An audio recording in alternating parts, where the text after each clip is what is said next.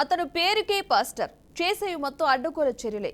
తాగుతాడు, తిరుగుతాడు, అంతటితో ఆగడు. అడ్డొస్తే ఎవరినైనా లెక్క చేయడు. తనకున్న పలుకుబడితో కబ్జాలు కూడా చేస్తాడు. అలా కుప్పలు కుప్పలుగా ఆస్తులు సంపాదించాడు. పేదలకు సాయం చేస్తానంటూ విదేశాల నుంచి ఫండ్స్ రాబడతాడు. కడప జిల్లాలో తలారి బాలరాజు చేసే లీలలు అన్ని ఇన్ని కావు. ఇలాంటి తాగుబోతు పాస్టర్ తలారి బాలరాజుకు ప్రమోషన్ ఇచ్చి బిషప్ పదవితో అభిషేకించారు. చాలా రోజులుగా బాలరాజు తీరుపై స్థానికంగా విమర్శలు వెల్లువెత్తుతున్నాయి.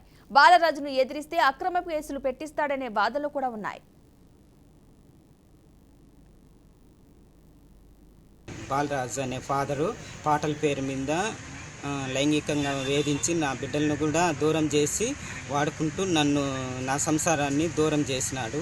నాకు న్యాయం కావాలని పోలీసు వాళ్ళను ఆశ్రయించినాను. ఇక్కడ కూడా కేసు పెట్టినాను. నాకు న్యాయం జరగకుంటే నేను మందైన తాగి చచ్చిపోతాను అని నిర్ణయించుకున్నాను. పోలీసు వాళ్ళకు చెప్పేసి వస్తున్నాను. లైంగికంగా వేధిస్తా చేసినాడు. బండి కూడా వేరే వాడిని పిలిపించుకొని కార్లలో తిప్పు చేస్తున్నాడు. నేను కళ్ళారు చూసినాను. ఆ నెంబర్, బండి నెంబరు అవన్నీ చూస్తే మీకే అన్ని డీటెయిల్స్ బయటపడతాయి.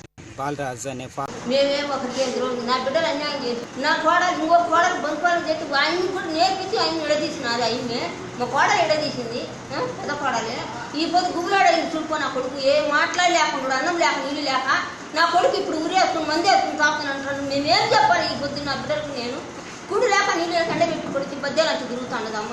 ఇప్పుడు బిడ్డలు ఎటపోయినా పోయినా ముగ్గురు బిడ్డలు పెద్ద పిల్లలను చేసినాక తీసుకొని నా బిడ్డలు కానీ వాళ్ళకి నేర్పించి పోలీసులు కొట్టి పడుతుంది అమ్మాయి. బిడ్డలు ముగ్గురు నలగని కొడుకు ముగ్గురు కూతురు. ఆ పిల్లోడైతే పోతాను నేను చెప్పుకోలేను. అందరూ నీళ్ళు ఇప్పుడు అన్నంలా నేను ఆ పిల్లలు పోయినాను.